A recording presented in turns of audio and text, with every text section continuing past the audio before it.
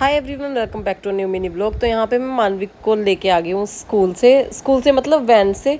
वो स्कूल से आ गया था और कितना खुश लग रहा था क्योंकि उसको हमेशा ही वेट रहता है किसी ना किसी सरप्राइज़ का। छोटी सी टॉफ़ी भी उसको रखी हो तो उसके लिए वो सरप्राइज़ हो जाता है। तो यहाँ पे मानविक खुशी खुशी अंदर जा रहा था।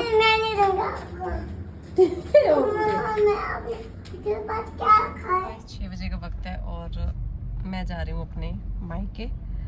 तो मायके में पहुंच गई थी और ये नेक्स्ट मॉर्निंग है। और यहाँ पे मेरी मम्मी ने एक चूड़ियों वाली आंटी को बिठाल दिया था मुझे चूड़ियाँ पहनाने के लिए, क्योंकि सावन का महीना था और वो बोल रहे थे कि चूड़ियाँ पहनना बहुत ज़रूरी है, बिना चूड़ियों के अच्छे नहीं लगते हाथ। तो उन्होंने खुद भी पहनी और मुझे भी दो दो चार चार चूड़ियाँ पहना। उसके बाद ना मैं मम्मी के साथ चली गई थी अपने खेतों में। तो ये हमारे यहाँ पे धनिया लगाया हुआ है और साथ में मैं खीरा भी लेके गई थी क्योंकि मेरा वहाँ पे खाने का ही काम होता है जाके।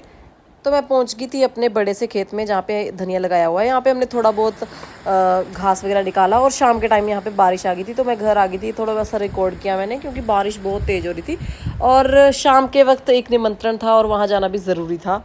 और ये निमंत्रण था हमारे पूर्वजों के गांव में, यहाँ जहाँ से मेरे परदादा आए हुए हैं। तो वो हमारे घर के पास ही है, एक नदी पड़ती है उसके सामने है। तो हम वहाँ जा रहे थे, मैं, दादी दादू और पापा। तो ये जो आपको दिखाई दे रहा है ये गांव है हमारा और यहाँ पे हमने उस घर में जाना है।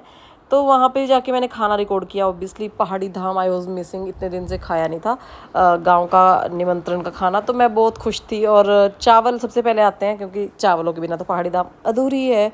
तो यहाँ पे एक वार्षिक श्राद्ध था जिसके लिए हम लोग गए थे।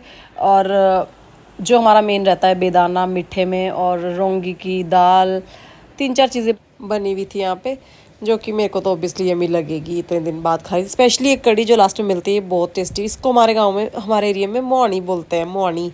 एंड अभी यहाँ पे दादी मेरी बात कर रही थी अपनी पुरानी सहेलियों से पुराने गांव में आके। और ये रास्ता देख लो, कितनी बारिश हो रही थी ना यहाँ पे।